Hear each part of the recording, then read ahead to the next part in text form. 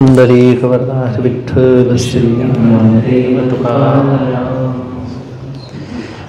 मग इदंतेसी वाळले, जे मीपणे वीण डहारले, ते रूप पाहिजे आपले आपणचे. अध्याय 15 ज्ञानेश्वरी पुरुषोत्तम योग, श्लोक 6 आहे. 4. तत्पदम तत्परिमार्गितव्यम यस्मिन् गता न निवर्तन्ति भूयः तमेव चाद्यं पुरुषं प्रपद्ये तत्प्रवृत्ती प्रसृता पुराणी.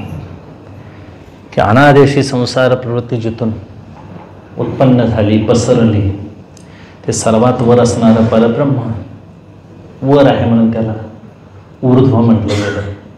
तिथून या सगळ्या संसार प्रवृत्तीची उत्पत्ती मांडली गेली. आता एक वेदांतशास्त्र दृष्टीने संसाराचं रूपक केलेलं आहे, ते सामान्य लोकांना कळण्यासाठी म्हणून माऊलींनी संतांनी आपल्यासमोर मांडलं. शेवटी काय, गुणात्मक संसार आहे, 3 गुणांचा तुमच्या आमच्यावर प्रभाव आहे. शेवटी गुणाच्या पलीकडे आम्हाला प्रवास करायचा आहे. आणि मग काल, कर्म, गुण हे सगळे आपल्या जीवनाला हितो आहेत. यातून आपणच आपलं आत्मस्वरूप पाहावं असं ज्ञानोबरायांचं आम्हाला सांगणं आहे. अर्जुनाचं निमित्त आहे, ते कळणारे महापुरुष होते सगळे, महाराज तपस्वी होते. पण एक निमित्त ज्ञानोबरायांनी देवानी करून तुमच्या आमच्या समोर हा वेदांत मांडला. कर्मही मांडलं, उपासनाही मांडली, ध्यानही मांडलं, अनेकविध वेगवेगळ्या उपासना तुमच्या आमच्या समोर मांडल्या. हे मांडताना बाकी समन्वयाची भूमिका ठेवली. कोणीही येऊ आपल्या संप्रदायामध्ये, त्याला वाट ही परमार्थाची सापडली पाहिजेच. की सगळे साधक दिसणाऱ्या जगातच आहेत. जगत सोडून तर साधना करता येत नाही. मग दिसणाऱ्या जगाचं एक पद्धतीनं मिथ्यात्व तरी कळवून घ्यायला पाहिजे. हे जग परमात्मा रूप आहे असं तरी कळवून घ्यायला पाहिजे. नाहीतर मग एक जग कर्माच्या मोठ्या आवाक्यात येऊन हे आमचे एक मृत्यू लोक आहे, आमच्याकरता खेळण्या बागडण्याकरता विश्व निर्माण केलेलं आहे देवानं, अशी कोणतीही भावना असू दे महाराज, हे जग परमात्मरूप आहे अशा भूमिकेवर यावं प्रत्येकानं. आणि एक भूमिका समन्वयाची समजून घेऊन यात निरासक्त आपल्याला कसं कर्म करता येईल, कशी उपासना करता येईल, आणि मग ज्ञान हे आपलं स्वरूप आहे ते कसं कळवून घेता येईल, याच्यासाठी प्रत्येक अध्यायात सगळ्या संतांनी महाराज आपल्या अभंगात आम्हाला उपदेश केलेला आहे. आणि मग जे काही आम्ही बघतो ते सगळं दृश्य आहे. अस्मिन् पदार्थो हि द्विविध दृग्दृश्य, एक बघणारा द्रष्टा आणि दुसरं दृश्य आहे ते जगताच्या रूपानं पसरलेलं आहे. त्याला अंत आहे, त्याला उत्पत्ती आहे, काही काळ त्याला स्थिती आहे. जगदंतपती याला असं शब्द म्हणतात की प्रत्येक गोष्टीला नामरूपात्मक आहे ते जगत आहे, आणि त्याला आधार असणारं अस्थिभाती प्रिय रूपानं चैतन्य आहे. मग जेवढं जगत म्हटलं जातं त्या जगताला ज्ञानोबराय म्हणतात इदम. इदम म्हणजे हा, ही आणि हे. इदम भाव असं म्हणतात. जगतातला कोणताही पदार्थ हा पणा, ही पणा आणि हे पणा यानंच मोजला जातो. मग हा मध्ये काही येईल, ही मध्ये काही येईल, हा असा, ही अशी असं म्हटलं तरी हरकत नाही. हे असे जग असं आहे, जग तसं आहे, जग इतकं आहे, जग तितकं आहे असंच म्हणता येतं. आणि या इदंतेला तुम्ही वाळीत टाका म्हणतात. का? आम्हाला आत्मस्वरूपाकडे प्रवास करायचा आहे. मग वाळीत टाकणं म्हणजे काय? त्याचा निराश करायचा आहे, ते आपल्याला नकोसं करायचं. नाहीसं करता येतं पण विचारानं. जग कर्तृत्वानं मोडता येणार नाही, जग काठीनं वाकवता येणार नाही, विचारानं वाकवता येईल. इदंता हे हा पणा, ही पणा, हे पणा जिथं वाळीत टाकल्या जातो तिथं निम्म काम आपलं होतं. आणि हा इदम भाव जड जगाला धरून असतो, दिसणाऱ्या जगाला धरून हा पणा कार्य करतो, इदमपणा काम करतो. त्याच्या पुढे सांगतात जे मीपणे वीण डहारले, ते आत्मस्वरूप मीपणाशिवाय, डहारले म्हणजे प्रसिद्ध झालेला आहे, डहारला म्हणजे वाढलेला आहे. आता त्या आत्मस्वरूपाजवळ म्हणजे आत्म्याजवळच म्हणा. मीपणा का टिकत नाही, ते मीपणाला सोडून कसं काय राहू शकतं? आणि मीपणा कशाला म्हटलं जातं? मीपणा म्हणजे अगदी साधा अर्थ म्हटला तर अहमपणा, अहंता. ही अहंता चेतनाला धरून असते. जेवढं जेवढं चेतन आहे तेवढ्याला ती अहंता धरून राहते. अगदी सामान्य सोप्या भाषेत म्हटलं तर अहंता शरीराला धरून राहते असं म्हणा, जीवाला धरून राहते असं म्हणा, आणि जडपणा जगाला धरून राहतो. जिथं जगाला वाळीत टाकलं जातं, जिथं अहंकाराला काय केलं जातं, मीपणे वीन अहंकाराला रहित करून ही जे व्यापक स्वरूपानं शिल्लक राहतं ते आपलं रूप आपण पाहावं, असा एक अर्थवाद केलेला आहे की आपणच आपलं रूप पाहायचं आहे. परमार्थामध्ये परमार्थ हा तुम्ही सगळी कळणारी मंडळी आहात, ऐकलेली मंडळी आहात. डॉक्टर यांनी महाराज पंचकरण सांगितलं, स्वामी त्या तज्ञ आहेत, बाबाही आहेत, तुम्ही कळणारी सगळी मंडळी आहात. परमार्थ हा व्यक्तिगत आहे. प्रत्येक व्यक्तीसापेक्ष परमार्थाच्या भूमिका बदलतात. मनाची प्रत्येकाची उभारणी वेगवेगळी आहे. पूर्वजन्मार्जित आमचं कर्मही वेगवेगळं आहे. आपली साधनाही मागल्या जन्माची वेगळी आहे. त्यात तौलनिक दृष्ट्या विचार केला तर कोणाची साधना पुढे असेल, कोणाची मागे असेल, कोणाची आवड निवड परमार्थातल्या वेगवेगळ्या आहेत. कोणाला ध्यान आवडेल तर कोणाला कर्म आवडेल, कोणाला योग आवडेल, कोणाला उपासना आवडेल. गोकुळात गोपाळ गवळणी महाराज दिसता क्षणी त्या साध्या भोळ्या दिसत होत्या. गवळी यांची ताक पेरे कोण पोळे सांगते. पण त्यांची जी भावना होती, त्यांचं जे ध्यान होतं ते एकांत, एका क्षणात देवाशी तन्मय होणारं होतं. ध्यान गोविंदाचे लागलीसे लोका, तुका म्हणे झाले हरिरथ. एका क्षणात हरिरूप व्हायचे, हरिरथ व्हायचे. म्हणजे अंतःकरण इतकं पवित्र होतं, ज्याला सूक्ष्म शरीर डॉक्टर साहेब म्हणाले, ज्याला मन म्हणतात, ते देवाशी तल्लीन होणारं होतं. त्या अंतःकरणात बाहेरला एकही विषय आत नव्हता. ज्याच्या अंतःकरणाला देवच विषय आहे तो भक्त, त्याच्या अंतःकरणात एकच ध्येय आहे तो ध्यानी. आमच्या अंतःकरणात आम्ही संसारी आहोत, किती विषय आहेत ज्याचं त्यानंच बघायला लागेल महाराज. अनेक विषय आहेत आमच्या अंतःकरणात, आश्रय अनेक आहेत. आणि मग व्यक्ती सापेक्ष सुख आम्ही शोधतो, वस्तू सापेक्ष सुख शोधतोय. मग सुखासाठी आमची धाव अशी बाहेर आहे. पण परमार्थ स्वतःच आपण आपल्याशी विचार करायचा आहे की आपणच आपली दुरुस्ती करायची, आपणच आपलं आत्मस्वरूप पाहायचं, आपणच. कारण देवही याच शरीरात आहे आणि भक्तही याच शरीरात आहे. कुठं बाहेर शोधायला जायची गरज नाही. फक्त अंतरयात्रा सुरू करायला पाहिजे, आतली यात्रा सुरू व्हायला पाहिजे. आणि ही अंतरयात्रा अंत्ययात्रा निघायची आधी व्हायला पाहिजे. पुष्कळ महाराज प्रयत्न केले, बहिर्यात्रा पुष्कळ झाल्या, पुष्कळ फिरलो, आता समाधान होत नाही. पंचमहाभूतात्मक जड जग पाहत असताना समाधान होत नाही. म्हणून पामरासारखं किती जग बघायचं. पामर मनुष्य पैसे पुष्कळ झाले की महाराज मग राजस्थानची माती बघायला जायचं, पाणी बघायला जायचं, धबधबा बघायला जायचं. बघून काय फायदा होतोय देव जाणे, बघू नये असं माझं म्हणणं नाही. वरनं पाऊस पडतोय महाराज आणि त्यात आणि धबधब्यात आंघोळ करतात माणसं, काय काय कौतुक असेल त्याचं. असं ते त्याच्याबद्दल नाही. म्हणजे पामर माणसाला जगाची जेवढी आवड आहे तेवढी आवड विषयी माणसाला असत नाही. विषयीला जेवढं जग आवडतं तेवढं मुमुक्षुला आवडत नाही. आणि मुमुक्षुला मला उद्धार व्हायचा एवढीच इच्छा असते, मला यातून सुटायचं आहे. काय मी उद्धार पावे, काय कृपा करणार आहे संतजन, मला सांगा यातून सुटायचं आहे. आणि सुटायची आवड कोणाला होते हो? ज्याला या दुःखाची जाणीव झालेली आहे त्याला. पण मुमुक्षुला फार जग आवडत नाही. त्याच्या पलीकडे मुक्ताला जग असतच नाही महाराज. आणि जरी असलं तर ते बाधित असतं. मग ते दगडपट न्यायानं एखादा कागद जळला की कागद अक्षरासह दिसतो महाराज, पण वापराला येत नाही. त्याची राख झालेली असते, पण त्यावर लिहिलेले अक्षर उमटलेली दिसतात. एखादं वस्त्र जळलेलं आहे तसंच दिसतं आपल्याला, पण ते घ्यायला गेलं तर त्याची राख होते. तसं दिसता क्षणिक संसार मुळातच अजातवादाच्या दृष्टीनं परमात्मा स्वरूपाचे ठिकाणी जगतादी संसार कालत्रयी झाला नाही असा वाद आहे महाराज. आणि असा अजातवाद पटणारा विरळा आहे. हे जग झालंच नाही असं म्हणणारा जर तुमच्या आमच्यात एखादा म्हणायला लागला तर याला दवाखान्यात नेऊन दाखवणारा म्हणतील. कारण समाज मान्यता जास्त मानली जाते, शास्त्र मान्यता कमी मानणारे लोक आहेत, संत मान्यता कमी मानणारे लोक आहेत. आणि मग मेजॉरिटीवर निर्णय घेतले जातात. मग एकटा शहाणा असतो, तिथं हजार जर मूर्ख उभे राहिले तर महाराज तुकोबारायांना तसंच बाहेर काढलं. सगळ्या संतांना बाहेर काढण्याचा हेतू एवढाच की त्यांचा अनुभव वेगळा आणि समाजाचा अनुभव वेगळा. म्हणून रामायणात सुद्धा प्रसंग आहे बघा. भरत आणायला गेले रामप्रभूंना, शरयू नदीच्या पलीकडे गेल्यानंतर भरद्वाज ऋषींच्या आश्रमात रामप्रभू राहिले. आणि मग दुसऱ्या दिवशी भरताना आजोळ गावी कळलं की दशरथराजे वारले, असा रामप्रभूंना वनवास भेटला. म्हणून बोलवण्याकरता जेवढी दूत गेले, घेऊन आले.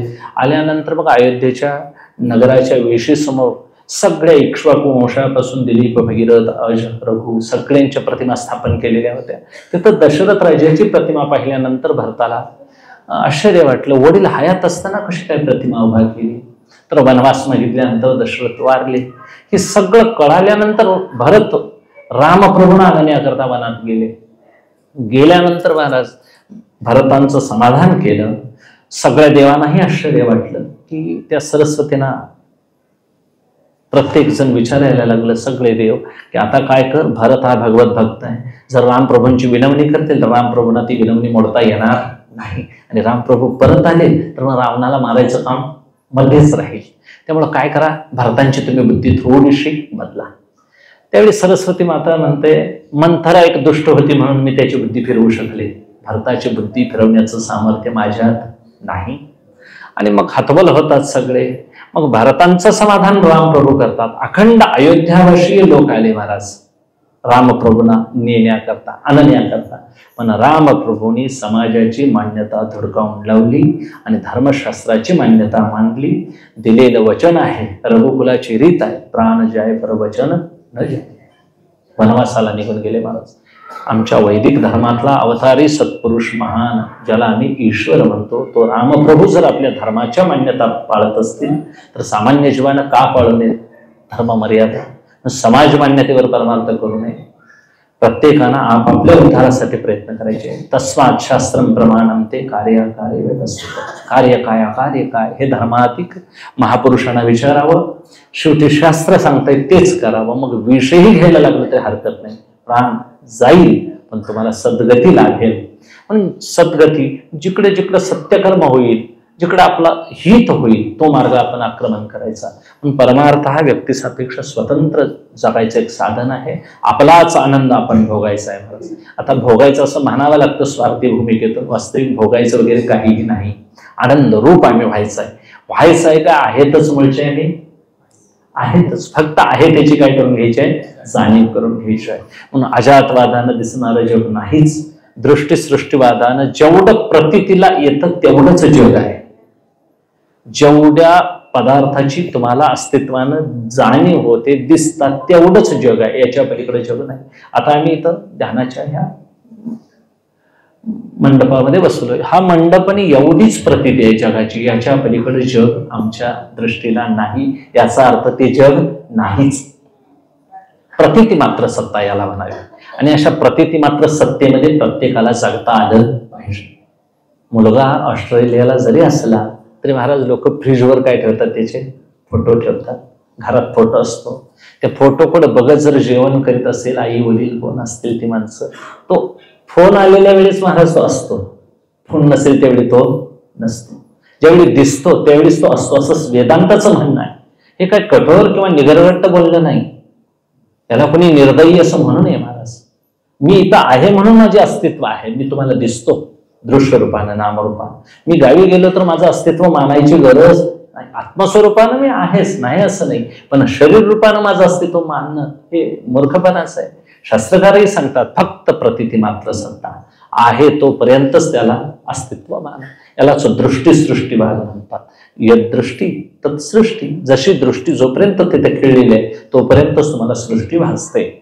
म्हणून जेवढं जेवढं डोळ्याच्या डोळ्यानं पाहता येतं, कानानं ऐकता येतं, नाकानं गंध घेता येतो, हातानं स्पर्श करता येतो, ही सगळी ज्ञान करून देणारी इंद्रिय आहेत महाराज. आणि यानं फार फार कुठपर्यंत सृष्टी आम्हाला तपासता येईल.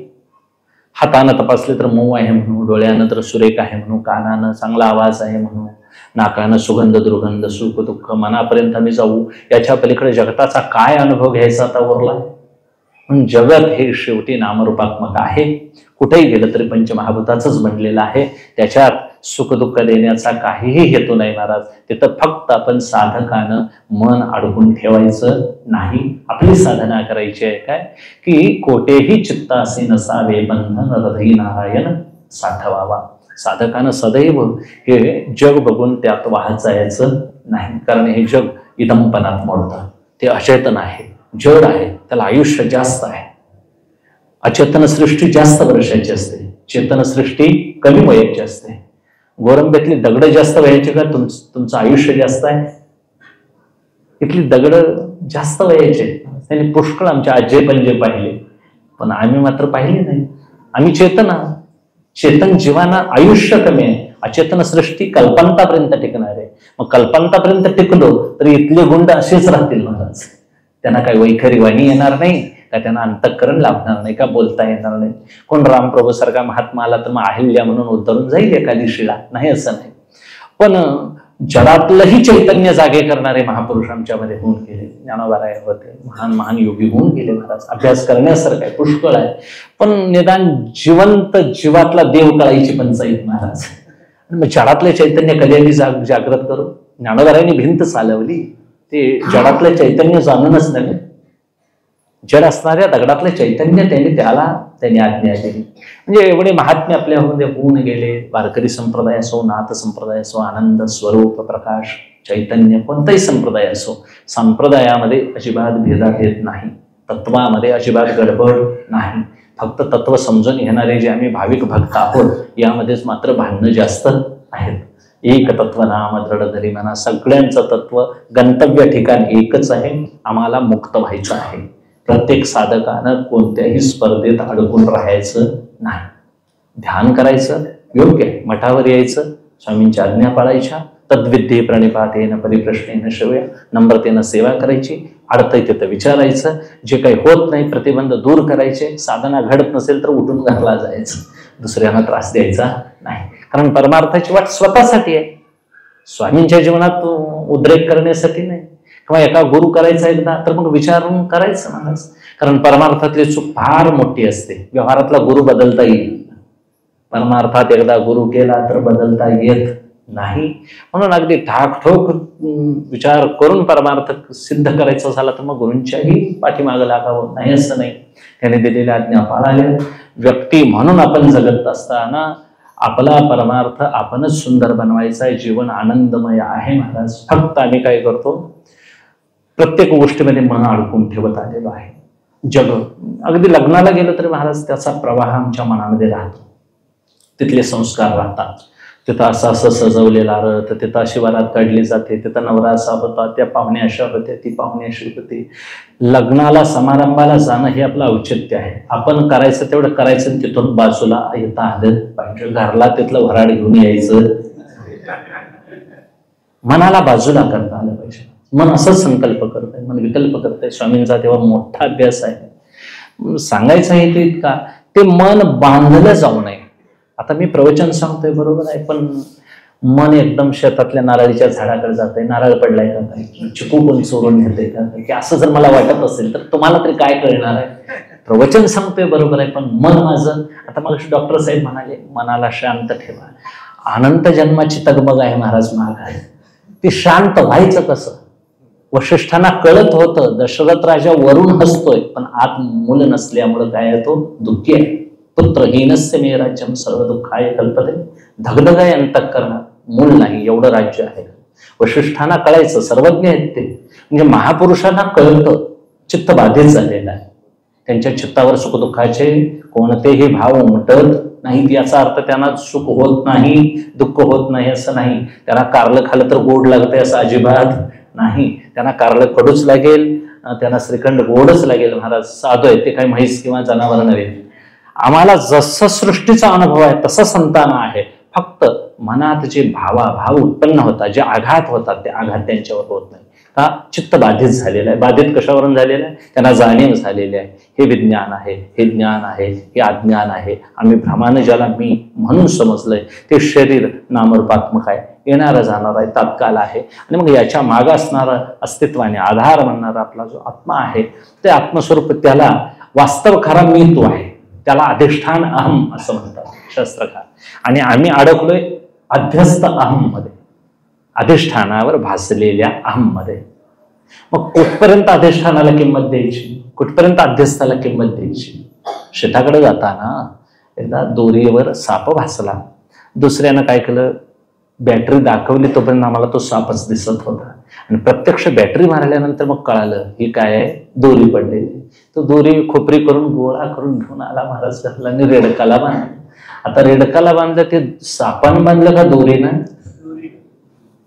मग उजेड पडत नाही तोपर्यंत अध्यस्त सर्पाला सर्प म्हणायचं. उजेड पडल्यानंतर ती दोरी आहे. तसं ज्ञान प्रकाश हे बाहेर, आत्मवस्तू ही ज्ञान प्रकाशानच पाहावी लागेल. आणि ज्ञान हे प्रमाणजन्य ज्ञान साध्यच आहे. मोक्ष हा ज्ञानानच साध्य होणार आहे महाराज, अन्य कोणत्याही गोष्टीनं नाही. पुष्कळपणे जेव्हा मिरवता येईल करावं लागेल. ह्या साधना आहेत. प्रतिबंध निवृत्तीसाठी नामस्मरण आहे, प्रतिबंध निवृत्तीसाठी निष्काम कर्म आहे, ध्यान करावं लागेल. योग ही साधनं तिथपर्यंत आम्हाला पोच करणारे आहेत, आपलं अस्तित्व आपल्याला कळवून देणारे आहेत. म्हणून ज्ञान ही गोष्ट कशी आहे, पवित्र आहे, रम्य आहे, धर्माचं निजधाम आहे, सुखाचं ठिकाण आहे आपलं. म्हणून त्याच्यासाठी आम्हाला इतर गोष्टीतून मन फार फार फार त्याचा अभ्यास करण्यासाठी जायला हरकत नाही, पण तिथं बंदिस्त होता कामा नये, तिथून बाहेर पडता आलं पाहिजे. पूर्वी एक जानस्मृती म्हणून महर्षी होऊन गेले. ते महर्षी होते, ऋषी म्हणजे तत्वाचं ज्ञान असणारे, महान तत्वाचं ज्ञान असणारे ऋषी, अधिक राजा. तो जानस्मृती राजा कर्मात पारंगत होता, उपासना सिद्ध झालेली होती. आणि एक दिवस फिरत जात असताना त्यांच्या शरीरातून तेजोमंडळ, तप असल्यामुळे तपाचं तेज भागायचं. त्या भागलेल्या किरणातून उजेड पडायचा. आणि मग त्या आख्यानात त्यांच्या असं वर्णन केलंय, ते बागेतून फिरायला गेल्यानंतर त्यांच्या अंगातून येणाऱ्या किरणाला एक टिटवा, टिटव्याचा पक्षी, तो टिटवा जात असताना त्या टिटव्याला आश्चर्य वाटलं, या प्रकाशाच्या मंडलातून जर मी गेलो तर माझे पंख काय होतील, जळून भस्म होतील. म्हणून तो टिटवा बाहेर गेला, त्या तेजोमंडलाच्या बाहेर उड्डाण मारत. आणि तिथून एक चिमणीचं पिलू चाललं होतं. ते टिटवा चिमणीच्या पिलाला म्हणतोय, तू त्या जर तेजोमंडलात गेलास तर काय होशील, जळून भस्म होशील. तू त्या तेजोमंडलात जाऊ नको, कारण ते जानश्रुती आहेत, राजा आहेत, तत्वाचं ज्ञान झालेलं, तर त्यांचं पुष्कळ आहे. ते चिमणीचं पिलू म्हणतं, ते म्हणाले ते असतील महर्षी, राजा आहेत बरोबर आहे, पण त्यांना असं सांग की काशीमध्ये रैक नावाचे हमाल आहेत, त्या हमालांच्याकडे जा म्हणा आणि तत्वाचं दृढ अपरोक्ष अपरिवर्तनीय न बदलणार असं ज्ञान त्यांच्याकडून घे, असं तू काय सांग, त्यांना जाऊन सांग. या दोन टिटव्याचा आणि त्या चिमणीच्या पिलाचा संवाद कोणी ऐकला हो, जानश्रुती नावाच्या राजाला कळला. तपस्वी होते. आणि मग जानश्रुतीने संध्याकाळीच रथ जोडला महाराज, आणि रात्रीच्या वेळेस ते निघाले. आणि मग काशीमध्ये आले. तर काशीमध्ये आल्यानंतर पाहतात तर तो हमाल, महाराज हमालाची कपडे घातलेलं गाडा ओढत होता. त्यांची जाऊन सेवा केली, नमस्कार केला, आणि मग त्यांच्याकडून हे वेदांत तत्वज्ञान शिकले. मला असं म्हणायचं आहे की तत्वाचं ज्ञान झालेला महात्मा कपड्यावर तपासायचा का अंतःकरणाच्या तपावर? अंतःकरण ज्याचं शुद्ध निर्मळ आहे, ज्याचं निष्काम कर्म उपासना, ज्यांनी मलविक्षेप रहित दोषरहित अंतःकरण केलेलं आहे, अशा पुरुषाला ही साधनं सहज करता येतात. म्हणून फक्त आवरण निवृत्ती करता, आवरण आहे यांच्यावर अज्ञानाचं, आणि ते निवृत्ती करता आम्हाला साधन चतुष्टय संपत्ती मिळवायची, त्याच्याकरता आम्हाला कष्ट घ्यावे लागतील. ज्ञान मिळवायची गोष्ट नाही, ज्ञान होत नसतं, आत्मज्ञानाचा विषय होत नाही. हे कळणं म्हणजेच आत्मज्ञान. आत्मज्ञानाचा विषय होतो असं जर मग झालं, मग ते वृत्ती ज्ञान होऊन जाईल. आम्हाला वृत्तीनं जग कळतं. जग कळताना असं मग कोणाला, कशाचे, कशाने, किती, केव्हा, कधी असंच ज्ञान होतंय मला. याच्या पलीकडे ज्ञान होत नाही. कोणाला ज्ञान झालं, कशाचं ज्ञान झालं, कशाने झालं, किती झालं, कधी झालं, केव्हा झालं, असं वेळ, देश, काल याच्या पलीकडे या जगामध्ये काहीही नाही. पण जगातल्या प्रत्येक गोष्टीविषयी आम्हाला नाविन्य वाटतं. नाविन्य वाटल्यामुळे मोहाचे प्रसंग समोर येतात आणि मग जीव अडकत जातो. म्हणून एक समजूत अशी पटवून घ्यायची की त्या मनाला असते असते जगतातून बाहेर काढायचा प्रयत्न करायचा, निराश करायचा. याचा अर्थ जगामध्ये वावरायचं नाही असं नाही. महत्वाकांक्षा छाटून टाका असं अजिबात नाही. आपल्या मार्गाने मिळत असेल तेवढं धन जोडायला काय हरकत नाही. उदास वृत्तीनं राहून त्याचा विनियोग करावा.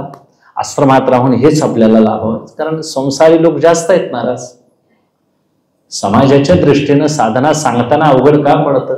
आता स्वामींना सुद्धा सांगायची अडचण पडते. सगळे माणसं गृहस्थ आश्रमी आणि उपदेश करायचा कोणी ब्रह्मचर्य आश्रम संन्यासाश्रम यांनी उपदेश करायचा अवघड होत आहे. कारण अनुभवात संसाराच्या आसक्तीचे लोक जास्त आहेत आणि सांगणारा संसाराचा निराश केलेला आहे. ज्याला संसार मुळात आवडत नाही असं नाही, निराश केलेला आहे, लाथाळलेला संसार केला षडवर्मीचा मार. म्हणून समाज मान्यता बाजूला ठेवायची महाराज. आणि समाज कशाला कधी मान्यता देईल सांगता येणार नाही. जी गरजेची गोष्ट आहे ती शास्त्र कराच म्हणतं, आवश्यक मानतं. आणि आवडीची गोष्ट शास्त्र करा म्हणत नाही. आवडीच्या गोष्टी टाकेल तो साधक होतो, गरजेच्या गोष्टी करणारा साधक होतो महाराज. आणि तुम्ही संसार जो वाढवलेला आहे तो आवडीनं वाढवलाय का गरजेनं? आवडीनं. आम्हाला कपडे किती लागतात हो? तुकोबारांनी सांगितलं, एक दांडी एक खांदी पदोपदी भोगले. एक दांडीवर म्हणजे वाळत घातलेलं धोतर असावं आणि एक नेसलेलं असावं आणि एक खांद्यावर असावं. फार तर 3 मानतात ते. 3 धोतरावर काम भागत असेल तर बुवा महाराजाला 12 धोतरांची गरज काय आहे महाराज? 1 डझन धोतर कशाला लागतात? म्हणजे वास्तवता तिजोरी भरून साड्या असतात महाराज, पण उपयोगाला किती असतात? 2च. आणि घाला जरी म्हटलं तरी मळत्यात म्हणतात. आता काय सांगायचं, ते मळायसाठीच असते महाराज. घालायचं असतंय मळायसाठी. एक अंग वस्त्र प्रावरण आणि दुसरं मल निक्षेपण, मल होऊ नये मळू नये, आणि दुसरं वस्त्र शरीर झाकावं म्हणून. आणि एवढं असून देखील महाराज दोन्हीवर भागत असेल तर डझनभराची गरज नाही. एका चपलावर वास्तविक भागत आहे आमचा. आम्ही शेतकरी आहोत, शेताकडे सुद्धा ती घालायला हरकत. आणि आणताना सुद्धा माणसं तसलं चालतात, शेताकडे चालावं, पाहुण्यांच्याकडे चालावं. आणि खरोखर प्रत्येकाच्या दारात आता बघायला गेलं तर चपलाचं दुकान झालेली एवढी चपला आहे प्रत्येकाच्या दारात. मग ती बंबात घालून पेटवतील, फाडून टाकतील, तर नेऊन पोतं भरून टाकतील. म्हणजे आवड आहे संसार वाढवावा. यानं संसार वाढवला तरी त्रास होतो, परिग्रह दुःखाला कारण. आम्हीच आमच्या दुःखाला कसं कसं वाढवत गेलोय आपल्यालाच कळत नाही. गरजेनं कराव्या गोष्टी. निर्वाह तेवढाच असावा, निर्वाह पुरते अन्नाच्छादन. एकच गहू असला तरी प्रकार 9 करता येतात महाराज. पण चपाती खाऊन भागवून घ्यावं. वेळ कमी आहे आपल्याकडून, आयुष्य जात आहे पहा. आजच्या दिवशीचं संकष्टीच्या आजच्या तारखेचं मगाशी वाजलेलं 8 हे निघून गेलंय. 2023 आजच्या दिवशीचं 8 वाजलेलं पुढल्या जन्मात कधी येईल का मला? गेलंच ते गेलं. आयुष्य जात आहे पहा. काळ जपतसे महा स्वहिताचा गुरवाहा. ध्यानी राहा श्रीहरीच्या. ध्यानात श्रीहरीच्या सदैव राहिलं पाहिजे. आणि मग तेच ध्यान बाजूला राहतं आणि मग आमचं ध्यान संसारिक विषयाकडे लागलेलं आहे. म्हणून इदंता आम्हाला फार छळत आहे, यात फार अडकून राहू नये. वाळीत टाका म्हणतात. हे पदार्थ वाळीत टाकता आला पाहिजे, बाजूला काढता आले पाहिजेत. आणि बाजूला काढता येत नाहीत याचं कारण पाहिजे तेवढं वैराग्य अंतःकरणात उत्पन्न झालेलं नाही. वैराग्य का उत्पन्न होत नाही? तर विवेक जवळ नसल्यामुळं. विचार नाही, कशाची साठवणूक करायला पाहिजे, काय आपल्याला गरजेचं आहे हे जर आपल्याला कळालं तर आम्ही योग्य त्याची काय करू, साठवणूक करू. म्हणून 80 दशा येईल पुढे, तै मन होईल वेळे, तव चिंतून इथे चोखडे आत्मज्ञान. अशी पुढे दशा येईल. आम्ही वर्तमानात सुखी व्हायचा प्रयत्न करतोय. वास्तविक भविष्याची चिंता पाहिजे. पुढे भविष्यात मला असं दुःख भोगायला लागू नये. पण भविष्यातल्या दुःखाचाही विचार करावा. भावी काळातलं दुःख कसं निवारण मला करता येईल त्याच्यासाठी आता साधन आरूढ व्हायला पाहिजे, साधनावर बसायला पाहिजे. आता केलेल्याचं फळ पुढे मिळेल. आता झाड लावलं तर पुढे फळ मिळेल. पूर्वीच्या लोकांनी झाडं लावली म्हणून आज आंबे खातो. ते आंबे कापून फळ्या काढायचे आम्ही पुढे लावली पाहिजेत महाराज. एक झाड तोडायचं तर 5 झाडं लावली पाहिजेत आपण. नाहीतर मग जन्माला येतोय त्या वेळेपासून आंबे खातच होणार आणि जातानाही आंब्याचं 1-2-4 मन पेटवायला आम्हाला लागणारच आहे. म्हणून जेवढं पेटवायला लागतंय तेवढी तरी झाडं लावायला पाहिजेत माणसाला. कर्मभूमी आहे महाराज. प्रत्येकानं असं नाही करून चालणार. आमच्या घरात गिझर आहे म्हणून पूर्वी हांड्यात पाणी तापवत होती. खाली लाकूड लावून जायची माणसं. पाणी एखादा गार घालून गेला, खाली जळण घालून गेला तर दुसऱ्याची आंघोळ व्हायची. आता हांड्यात वतणारच कोण शिल्लक नसेल, जाळ घालणारच नसेल तर तिसऱ्यानं आंघोळ करायची कशी? संसार आहे, करायलाच पाहिजे त्या गोष्टी. त्यात आपला वेळ जातोय म्हणण्याचा अर्थ नाही, त्यात कमीपणा मानायची गरज नाही, तुलना करायची गरज नाही. म्हणून साधकानं आपल्या उद्धारासाठी कोणत्याही स्पर्धेत स्वतःला अडकवून घ्यायचं नाही, तुलना कोणाशी करायची नाही. ही स्पर्धा परमार्थात असतच नाही. प्रत्येकाचा उद्धार लांबणीवर थोडाफार असू शकतो, नाही असं नाही. ज्ञानोबा जे तत्व कळायला कमी वेळ लागला, ते तत्व कळायला नामदेवरायांना वेळ लागला. तेच तत्व कळायला चांगदेवांना वेळ लागला. गोरोबा काकांना त्यांच्या आधीच माहिती होतं. असे पुष्कळ संत महात्मे होते. दुरी जवळी संचिता ऐंशी धरी. ज्याचं ज्याचं कर्मसंचित जसं जसं आहे तसं देवानी त्यांना जवळ दूर लांब धरलेला आहे.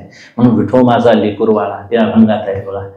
नामा करांगोळी धरी पुढे चाले ज्ञानेश्वर. ज्ञानोबारांना धरायची गरज नाही, तो वाट दाखवणार आहे, ज्ञान आहे ते. मागे मुक्ताई सुंदर, मागे मुक्ती आहे आमच्या. सोखा जीवा बरोबरी, खांद्यावर कोण आहेत गोरा सावंत. हे सगळी मंडळी अगदी संतांनी तत्वज्ञान वेदांत आपल्या अभंगातून पुष्कळ आम्हाला मांडून सांगितलेलं आहे. म्हणजे जग हे नामरूपात्मक आहे, ते इदम मध्ये मोडतं, ते भ्रामक आहे, मिथ्या आहे, ते जडाला धरून असतं. ते जड आपल्याला कोणतंही सुख देणं शक्य नाही. ज्याची स्वतःच अस्तित्व ज्याला कळत नाही ते दुसऱ्याला काय सुख देऊ शकेल. मग इदंता भ्रामक आहे, त्या इदंतेला वाळीत टाका. मी पणे विनाता हा मी अध्यस्थानी अधिष्ठान अशा दोन रूपानं कार्य करतो. त्यातला अधिष्ठान मी आहे, जे बुद्धिस्प्रिय हरनिशिती वस्तुगा मी. आणि ते मी म्हणजे स्वतःचा आत्मस्वरूप. आणि तो आत्मा कोणाला जाणत नाही म्हणून तो ज्ञाता नाही, तो कोणाच्या जाणण्याचा विषय होत नाही म्हणून तो ज्ञेय नाही, तो जाणणे रूप आहे म्हणून जड नाही, त्यात त्रिपुटी नाही म्हणून तो विशेष नाही, तो सत्सामान्य रूपानं आहे आहे आणि आहे. कालही आहे, आजही आहे, उद्याही असणार आहे. अस्तित्व रूपान आहे, त्याच्या आसन्यानं आमचं आसन आहे, कोणाच्या आसन्यावर त्याचं आसन नाही. म्हणून निरपेक्ष अस्तित्व, विषय निरपेक्ष सुख. आणि मग चित्त जे आहे ते ज्ञेय निरपेक्ष ज्ञान म्हणावं. त्याला कोणत्याही वृत्तीची कशाची गरज नाही. सूर्याला दाखवण्यासाठी दिवा दाखवायची गरज नाही. सूर्य हा स्वयंभू तेजस्वी आहे, तसं आत्मस्वरूप हे ज्ञानानं भारलेलं आहे, अस्तित्वानं आहेच आहे. आणि मग त्याचा आनंद हे त्याचं एक, आता हे विशेषण मांडावी लागतात महाराज, नाहीतर आत्मस्वरूपाला विशेषणही देता येत नाही. ते अस्ति भाती प्रियही म्हणता येत नाही आणि सच्चिदानंदही असं म्हणता येत नाही. ते आहे असं फक्त सांगतात, श्रुती सांगतात, संत सांगतात. म्हणून आपण विश्वास ठेवायचा आणि ते आपलं रूप आहे आणि ते आपलं आपणच जाणायचं आहे. फक्त गुरु काय करतील, दिशा दाखवतील. गुरुशिवाय वाट कळणं शक्य नाही महाराज. पण गुरु नाही ते बोटानं दाखवताना अडचण पडते. कसं बोटानं दाखवू तुला? मुक्ताईला सांगताना, चांगदेवांना सांगताना मुक्ताई म्हणते की हे बोटानं दाखवण्यासारखं नाही, हे शब्दानं सांगता येण्यासारखं नाही. कारण याला वास नाही, याला द्रव्य नाही, याला गुण नाही, कशाचाही याला स्पर्श होत नाही.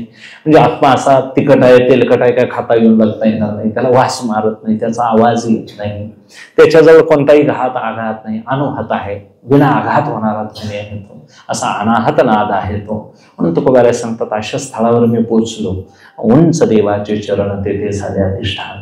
ते अधिष्ठान असं आहे की आघाता वेगळा असे ठावा निराळा.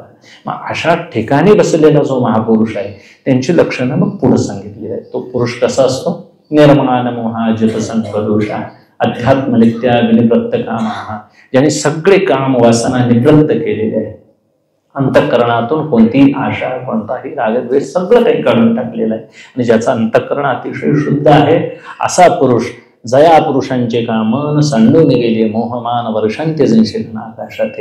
पाऊस संपल्यानंतर जसे ढग निघून जातात तसं ज्याच्या अंतःकरणातून या सगळे संकल्प विकल्प सगळे, कोणतेही निश्चय, कोणताही मी हे करीन ते करीन, कोणताही असा अहंकार उरलेला नाही. आणि मग असं कर्तृत्व अहंकार, भोक्तृत्व अहंकार ज्यांचा संपलेला आहे अशा पुरुषानं संसार केला तरी त्याला बाधा ठरत नाही आणि नाही केला तरी त्यांना दोष लागत नाही. विधी आणि निषेध यांच्या पलीकडे तो महात्मा जातो. मग त्याने स्वेच्छाभजन केलं, काही जरी केलं तरी महाराज त्यांच्या करण्यातून पापपुण्य उत्पन्न होत नाही. आणि असं पापपुण्य ज्यांच्याकडून उत्पन्न होत नाही असे महात्मे फक्त देहरूपाने वेगळे दिसतात, नाही तर ते अंतःकरणानं देवरूप झालेले असतात. तुका म्हणे हरी काही उरो नेली पुरी. हरिरूपच झालेले असतात संत महात्मे. म्हणून त्यांनी काही केलं नाही केलं तर त्यांच्या करण्यानं काही बिघडत नाही, नाही केल्यानं म्हणून अर्जुनाने एवढ्यांचा संहार केला तरी महाराज पाप लागलं नाही. तुम्ही एम मुंगी मारलं तरी पाप लागेल, कारण पापपुण्याच्या संकल्पना मांडलेल्या आहेत. कुठेतरी माणसं एवढी कायद्यानं थांबणार नाहीत महाराज, एवढी धर्मशास्त्रानं तटल्यात. कुठंतरी देव बघतोय म्हणतात म्हणून चोऱ्या थांबल्यात, नंतर सीसीटीव्ही लावून थांबतात म्हणतात माणसं. नाही, एका माणसाला 2 पोलीस लावले तरी थांबणार नाही, पण धर्मशास्त्राचा एक कायदा आहे, बडगा आहे म्हणून लोक तटलेत.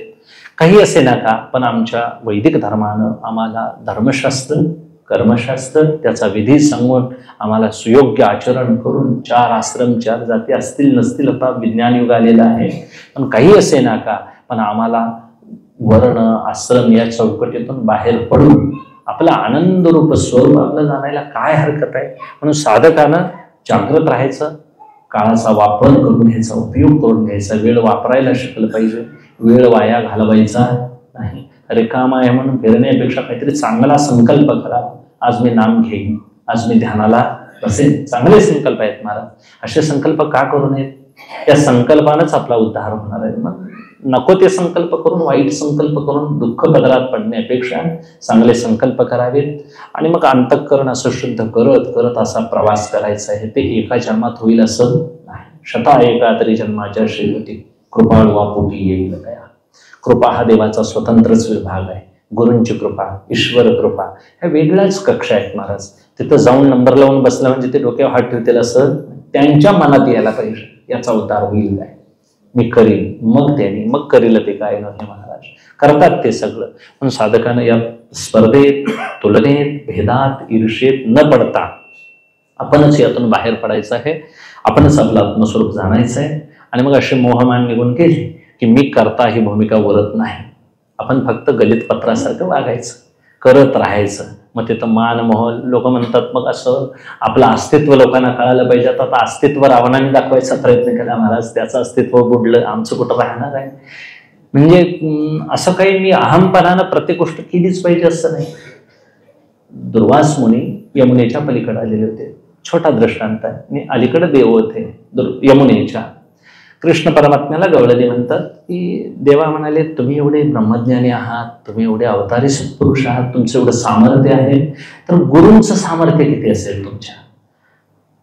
देव म्हणाले, बरोबर आहे, तुम्हाला आमचे गुरु पाहायचे असतील, गुरूंचं सामर्थ्य पाहायचं असेल तर आता संप्रत काळात ते यमुनेच्या पलीकडे आलेले आहेत.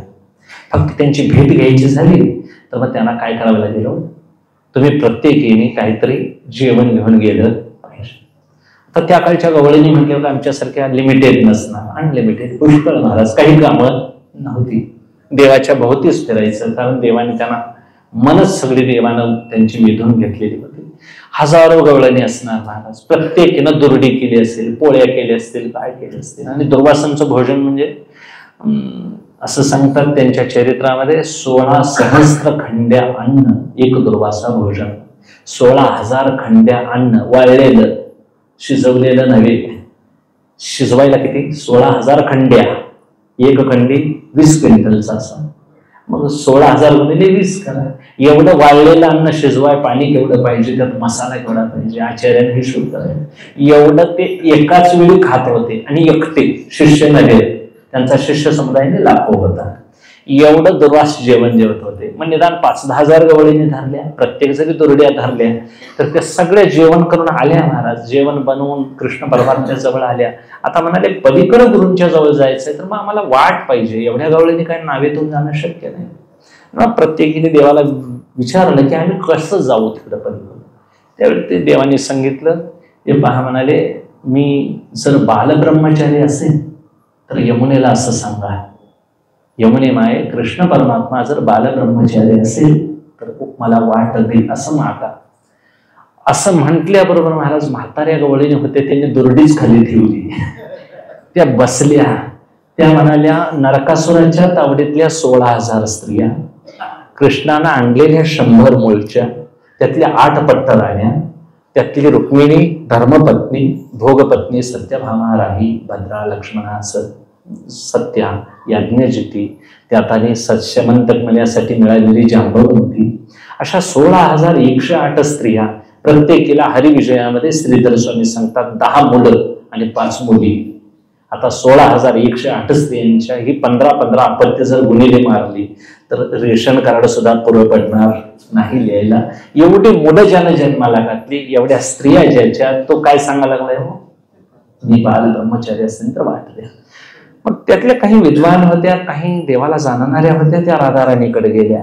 राधाराणी महान भक्ती आहे महाराज, उगाच काय सोंगी भजनात गवळण म्हणून पिचकारी मारायसारखी राधा आली इतकी नाही. शुकाचार्य ज्याचं वर्णन करतात ती राधाराणी किती भक्तीची अग्रगणी आहे महाराज. राधा म्हटलं की शुकाचार्यांना समाधी लागायची. एवढं शुकाचार्य म्हणजे जन्मता निष्कलंक महापुरुष जन्माला आलेला. आणि मग त्या राधाराणीला ती ललिता नावाची तिची सखी विचारायला जाते की असं असं गवळणी म्हणतात, त्यांनी दुर्वासांना जेवण घेऊन जाणार आहेत. कृष्ण परमात्म्याने सांगितलं मी बालब्रह्मचारी असेल तर मग वाट दे, हे खरं आहे का?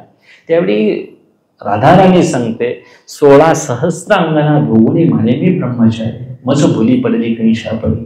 एवढ्या भोगल्या तरीही मला देखील तो अजून कळालेला नाही. आणि मग तुम्ही काय करा, नमस्कार करा आणि तसं यमुनेला साकडं घाला. मग राधेचं वचन ऐकल्यानंतर आल्या आणि मग यमुनेला साकडं घातलं, सांगितलं आम्ही जाऊ कशा. मग खरोखरच विनवणी केल्यानंतर महाराज पाणी दुभंग झालं. दुभंग झालं, पुढलं पाणी पुढं गेलं. आता काही त्यात आणि प्रश्न विचारणारे लोक आहेत, मागलं पाणी कसं तटवलं म्हणतात. काय सांगायचं, गोष्ट सांगायला अडचण पडते. कारण कट्टा मोडला तर पुढं जात्याला पाणी जाईल हो, पण मागलं येणार कसं तटेल असं म्हणतात. भांड पडला म्हटलं तर मग ते मागलं पाणी कसं तटलं तर ते देवालाच माहिती, विचारा म्हणायची वेळ आहे. भांग दिला यमुनेनं आणि पलीकडे गवळणी गेल्यानंतर दुर्वासांना नमस्कार झाला, आदरातिथ्य झालं, समोर सगळं सोडलं. दुर्वासानी एकमुखानच महाराज पाणी सोडलं. तिथं वदनी कवळ नाही, काही नाही. उदर भरण हे जाणीजे यज्ञ कर्म सगळं स्वाहा केलं, खाल्लं. आणि मग आशीर्वाद म्हणून प्रत्येकीला भक्तिरस मिळेल, प्रत्येकीला ज्ञान होईल, विवेक वैराग्य सगळं काही दान दिलं. अमोघ आशीर्वाद दिले दुर्वासाने. आणि मग आता आम्ही जाऊ कशा म्हणाल्या. मग असे कृष्णाच्या वचनानं आलेल्या. आता दुर्वासाने वचन सांगितलं, एवढं खाऊन सुद्धा सर दुर्वास निराहारी असेल, काय म्हणाले, निराहारी असेल तर यमुने माय वाटली. त्यांनाही आश्चर्य वाटलं, असा गुरु असायला पाहिजे आणि असा शिष्य पाहिजे म्हणाले. कृष्ण शिष्य आणि गुरु दुर्वास.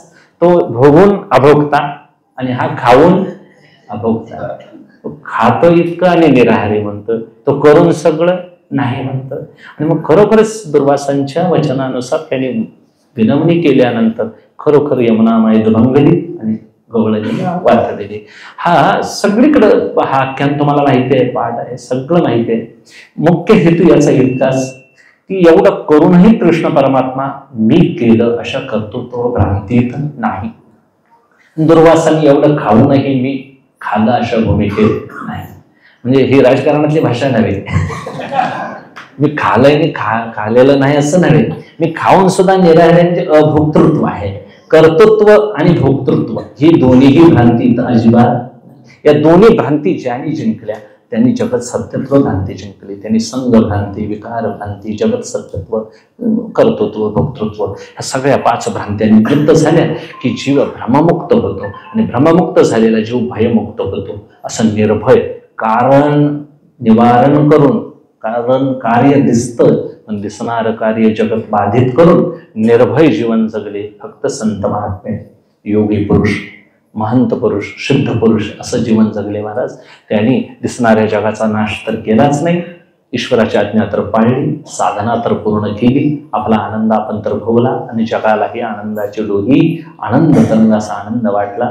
आनंदाची ओळख पाहायला पाहिजे, आनंद स्वतः भोगला पाहिजे, तो जगाला वाटता आला पाहिजे. आणि ते स्वरूप आनंद रूप आहे असं सद्घन चित्तघन आनंद घन असलं आपलं स्वरूप. आपण पाहिलेला पुरुष कसा असतो त्याचं वर्णन पुढल्या श्लोकामध्ये ज्ञानोबा फार बहारीनं करतात की गेलेल्या अग्निज्वाळा परत येत नाही. एकदा त्याला केळी आल्या, घड आली की परत ती वीत नाही, परत त्याचा लोंगर येत नाही. त्याला परिपाकात म्हणून जसं देठ आंब्याला सोडतो, आंबा देठाला सोडतो, तसं स्नेह त्याचं सुटून जातं जगतावरलं, ममत्वच दूर जातं आणि मी कोण आहे याची अस्तित्वानं जाणीव ओळख होते. मी आनंद रूप असताना मग मी का फिरावं दुसरीकडल्या. मग घेणारं सुख वेगळं आणि असणारं सुख वेगळं. असणाऱ्या सुखाची जाणीव व्हावी तशी तुम्हाला आम्हाला जाणीव व्हावी. योगी महापुरुष महाराज त्यांनी पवित्र झालेली भूमी आहे, तिथं आम्हाला तुम्हाला बसायला मिळतं हे आमचं पूर्वजन्मीचं भाग्य मानून बाबांचं फार फार पुण्य आहे म्हणून आमचं भाग्य म्हणायचं महाराज. म्हणून या डोंगरावर एवढे महापुरुष येऊन राहिले. काहीतरी सिद्ध पुरुषांची इथं पाऊल लागली असतील, पूर्वी इथं कुठेतरी तपश्चर्या त्यांची झाली असेल महान, कारण हा सगळा नाथपंथांचा परिसर आहे महाराज. रेवणनाथाने पूर्व परिक्रमा केलेला हा सगळा परिसर आहे. आडीचा, हलसिद्धनाथांचा, अखंड जे सगळी नाथ संप्रदायातील लोक इथं फिरून गेलेले आहेत, त्यांनी थोडाफार साधना केलेल्या आहेत म्हणून हा परिसर पवित्र झालेला आहे. महान तपस्वी धर्मानंद बाबाने तर इथं अगदी म्हणजे भक्तीचा कळसच केला, ध्यानाचा कळसच केला. निष्काम कर्मयोग काय असतो हे त्यांच्याकडून कळवून घ्यावं. एवढं करतानाही महाराज मी केलं ही भूमिका राहिली नाही. एवढं उभारलं ते त्यांच्या आशीर्वादानंच आणि त्यांच्या पुढे चालवण्यासाठी सुद्धा महाराज ईश्वर कृपेनं आम्हाला सगळे स्वामी महाराज बाबा सगळी मंडळी आम्हाला मिळाली. त्या निमित्तानं त्यांच्या वटछायेत आम्ही राहू. त्यांना काही येतील ते प्रतिबंध विचारून दूर करून ध्यानाच्या माध्यमातून आम्ही हळूहळू सगळा संप्रदाय महाराज आनंदाकडेच प्रवास करणार आहे. कुणी कुणाचा दुस्वास करायची गरज नाही. वारकरी संप्रदाय असो, दत्त संप्रदाय असो, नाथ संप्रदाय असो, शेवटी सगळ्यांचं ध्येय दुःख निवृत्ती हेच आहे. परमानंद सुखाची प्राप्ती हेच, यालाच मोक्ष असं म्हणतात. आणि मोक्ष सहजासहजी सगळ्यांना आवडत नाही. श्रीमंत व्हायला आवडतं पण मुक्त व्हायला आवडत नाही. श्रीमंत होणे एक वेळ दारिद्र्य घालवता येईल महाराज, पण बंध निवृत्त होता येणार नाही. बंध निवृत्त झालेला मनुष्य कपडे घालाय नसले तरी चालतील, शोभणार नाही पण मुक्त असेल. श्रीमंत शोभेल कपड्यानं पण बद्ध असेल. श्रीमंत होऊन बद्ध राहिलेलं बरं का फाटक्या कपड्यात मुक्त राहिलेलं बरं? बाबा मुक्त होते महाराज, अर्ध रस्त्यावर असतील बाबांनी आयुष्य अर्ध अन्नावर काढलं, निर्वाहापुरतं खाल्लं महाराज, लोकांच्या शिव्या शाप खाल्ले पण मुक्त होते. आणि मुक्त पुरुषाचं पारमार्थिक वैभव हे तुकोबाराने जाणावं, संतांनी जाणावं. आमच्यासारख्या फटाणं खाणाऱ्या लोकांनी काय जाणायचं महाराज? आम्ही व्यावहारिक जगतातून संतांच्याकडे बघतोय.